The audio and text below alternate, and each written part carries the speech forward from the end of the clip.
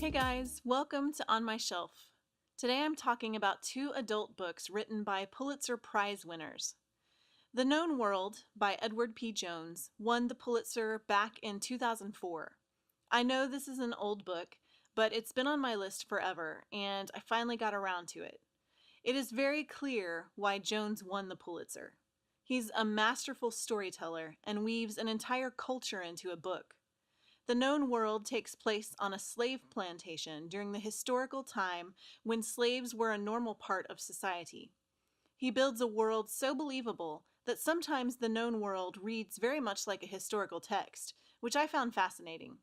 He mentioned characters as if they'd actually existed, weaving in historical events to ground the plot in something that felt like it was a natural part of history.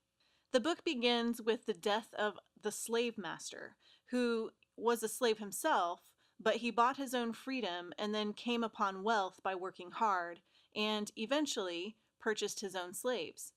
This, of course, was a source of slight tension between him and his slaves. A black man owning slaves was not seen as an empathic thing in those days. Throughout the book, Jones wove together many intersecting storylines, examining not only life on the slave plantation, but also the intriguing dynamic of the town in which the story took place, and how the sheriff dealt with things like slaves escaping, and men who stole slaves and sometimes free men, and sold them before the authorities could do anything about it. There were several horrific acts that happened in the book, characteristic of that time. So the Known World was not just a commentary on the state of human affairs during slave times, but also a historical lesson. What I liked most about the book was that Jones would take a character involved in a scene, and he would strip them out of the scene for a minute and show us their future. It was fun to see how their future was impacted by the present and how they were this one particular person at this moment in time, but they would become someone completely different.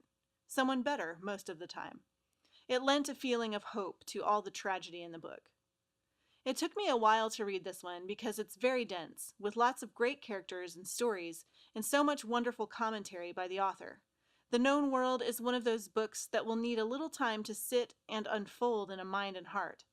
Jones highlights part of our history in a way that is horrific and yet beautiful, giving us a story that tells of slave people resilient enough to dream of a better life than slavery. Here's one of my favorite quotes from the book. When he, Moses, finally freed himself of the ancient and brittle harness that connected him to the oldest mule the master owned, all that was left of the sun was a 5-inch long memory of red-orange laid out in still waves across the horizon between two mountains on the left and one on the right. You can just see the waves of the sunset, can't you? I just love that. It's beautiful. Let Me Be Frank with You by Richard Ford did not win the Pulitzer Prize, but was a finalist last year.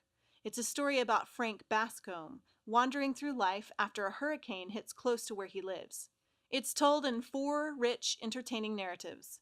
In the first, Frank is meeting with an old friend of his to whom he sold his old beachfront property that's now been completely destroyed by the hurricane.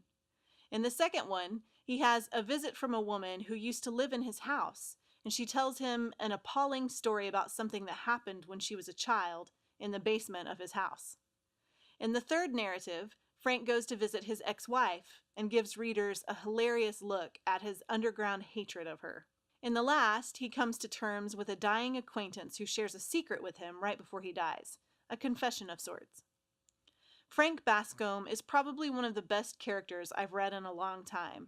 He had a hilarious voice and interjected commentary on growing older, the state of society, and how the people of the world relate to each other that I found delightfully entertaining. I love Frank. I'll have to read more of Frank, and, thankfully, there are more books with Frank in them. Here's Frank commenting on stress, a great example of why I love him so much. What isn't ignited by stress? I didn't know stress even existed in my 20s. What happened that brought it into our world? Where was it before? My guess is it was latent in what previous generations thought of as pleasure, but has now transformed the whole psychic neighborhood. Here's another where he's talking about growing older. I don't look in mirrors anymore. It's cheaper than surgery. And here's one more where he's talking about an old dying acquaintance he really can't stand. Mike's fingers are slender and pretty like a girl's and have trimmed, pink, well-tended nails. He is a rare breed of asshole. You can't beat that kind of voice. I hope you enjoyed these book recommendations. Be sure to visit racheltolson.com to get a free book from my starter library and some of my best book recommendations. If you have any books you recently read that you think I'd enjoy, leave them in the comments and I'll add them to my list. For more On My Shelf, subscribe to my YouTube channel. Thanks for watching.